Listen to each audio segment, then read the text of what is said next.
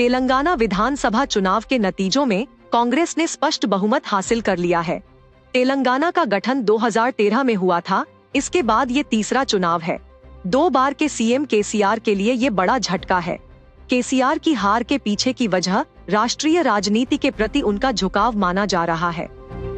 केसीआर ने 2018 में विधानसभा चुनाव में जीत हासिल करने के बाद लोकसभा चुनाव के लिए तीसरे मोर्चे की बात की थी और इसी फॉर्मूले के तहत केसीआर विपक्षी गठबंधन इंडिया में शामिल नहीं हुए।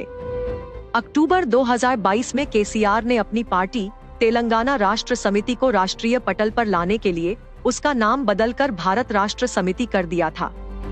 इतना ही नहीं, जब तेलंगाना चुनाव में 1 साल से कम समय रह गया था, तब केसीआर तेलंगाना के बाहर महाराष्ट्र में करीब 700 कारों के काफिले के साथ पार्टी का प्रसार करने में जुटे थे।